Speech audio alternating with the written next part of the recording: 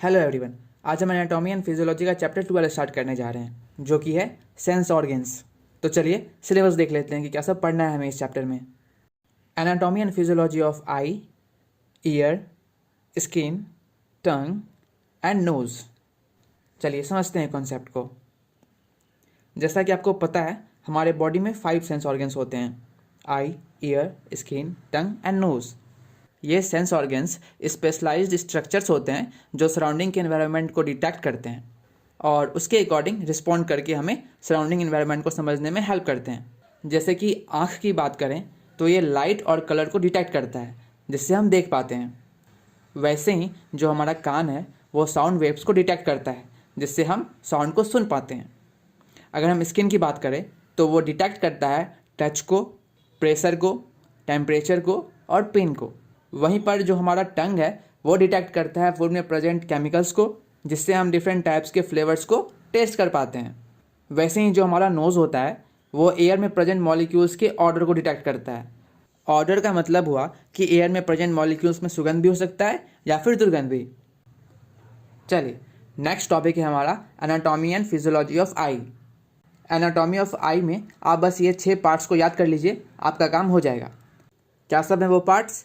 Cornea, iris, lens, retina, macula and optic nerve. पहले cornea को समझिए। ये ट्रांसपेरेंट डोम शेप्ड सरफेस होता है जो कि आई के फ्रंट में प्रेजेंट होता है। डायग्राम में आप देख पा रहे होंगे। इसका काम होता है कि जैसे लाइट आंखों में इंटर करे तो लाइट को बेंड करके मतलब रिफ्लेक्ट करके एक पार्टिकुलर एरिया पे फोकस करना। अब समझिए आइरिस को। ये आंखों का कलर्ड पार्ट होता है जो कि प्यूपिल को चारों तरफ से सराउंड करता है। डायग्राम में देख पा रहे होंगे आप।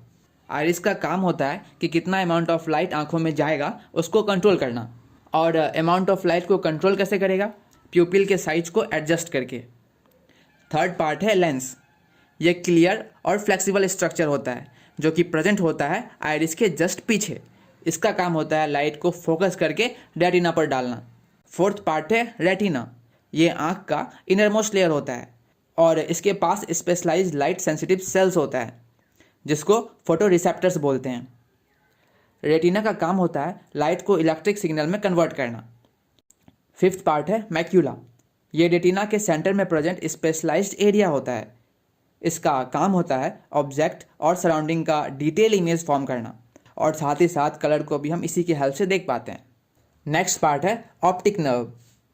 इसका काम होता है इलेक्ट्रिक सिग्नल्स को रेटिना से ब्रेन तक पहुंचाना ताकि ब्रेन में इलेक्ट्रिक सिग्नल इमेज में कन्वर्ट हो पाए। वीडियो को पॉज कीजिए और पढ़िए स्लाइड को एक बार। नेक्स्ट टॉपिक है फिजियोलॉजी ऑफ द आई, मतलब लाइट से इमेज फॉर्म होने तक का प्रोसेस। देखिए ये सब आपको पहले से पता है कि पहले लाइट इंटर करेगा आंखों में, फिर फोकस्ड होगा, उसके बाद लाइट कन्वर्ट होगा इलेक्ट्रिक सिग्नल्स में और इलेक्ट्रिक सिग्नल ट्रांसमिट होगा ब्रेन में and final brain electric signal को इमेज में कन्वर्ट कर देगा। कितना इजी है। चलिए वीडियो को पॉज कीजिए और पढ़िए एक बार। नेक्स्ट टॉपिक है anatomy of the year. Year के केस में आपको 3 पार्ट्स को पढ़ना है: outer ear, middle ear and inner ear. Overall concept में बता देता हूँ, बाकी सब याद करने वाला पार्ट है। आउटर ईयर का काम होता है साउंड वेव को ईयर ड्रम तक ले जाना। फिर मिडिल ईयर का काम होता है ईयर ड्रम में वाइब्रेशन को प्रोड्यूस करना और उस वाइब्रेशन को इनर ईयर तक पहुंचाना। अब देखिए इनर ईयर को। इनर ईयर तक साउंड वेव्स का वाइब्रेशन पहुंच चुका है। अब इसका काम है इस वाइब्रेशन को इलेक्ट्रिकल सिग्नल्स में कन्वर्ट करना और उसे फिर ब्रेन तक पहुंचाना ताकि हम उस साउंड को सुन सकें। यही सब बात टेक्निकल टर्म में यहाँ लिखा गया है जिसको अभी आप एक बार पढ़िए और बाद में नोट से याद कर लीजिएगा।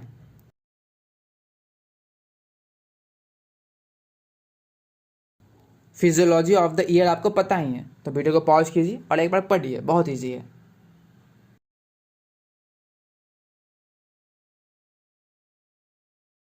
नेक्स्ट टॉपिक है एनाटॉमी ऑफ द स्किन।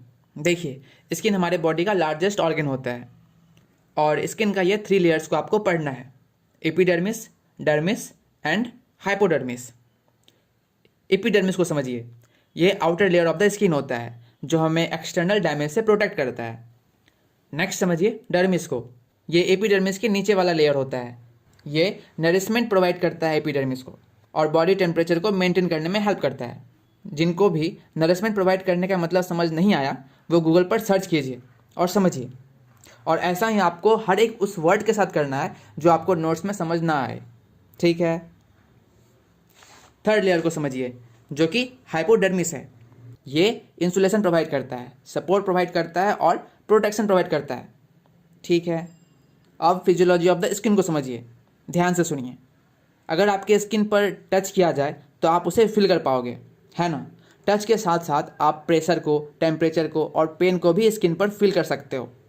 इसका मतलब ये हुआ कि स्किन पर ज़रूर से कुछ रिसेप्टर्स प्रेजेंट हैं जो आपको इन सब चीज़ों को फील कर पाने में हेल्प कर रहे हैं। तो चलिए उन रिसेप्टर्स को समझते हैं। पहला है मैकेनो रिसेप्टर्स। ये डिटेक्ट करता है टच को, प्रेशर को और टेक्सचर को। टेक्सचर यानी कि स्मूथ या फिर रफ, कैसा सरफेस है हम उसे फील कर पाते हैं, उसी को टेक्सचर कहा जाता है। फोर्थ है कैमो रिसेप्टर्स। जैसा कि नाम है कैमो रिसेप्टर्स, तो ये डिटेक्ट करेगा केमिकल इरिटेशन को और इचिंग को। बाकी डिटेल्स आप वीडियो पॉज करके पढ़ सकते हो। नेक्स्ट है anatomy of tongue.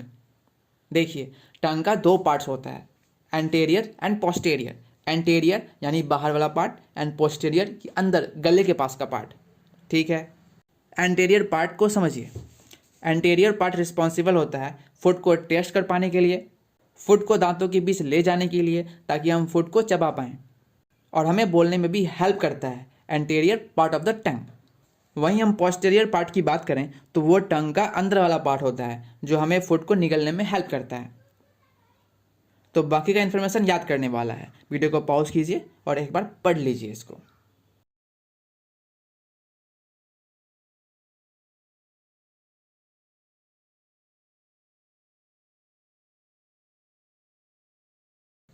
Last topic है हमारा एनाटॉमी ऑफ नोज।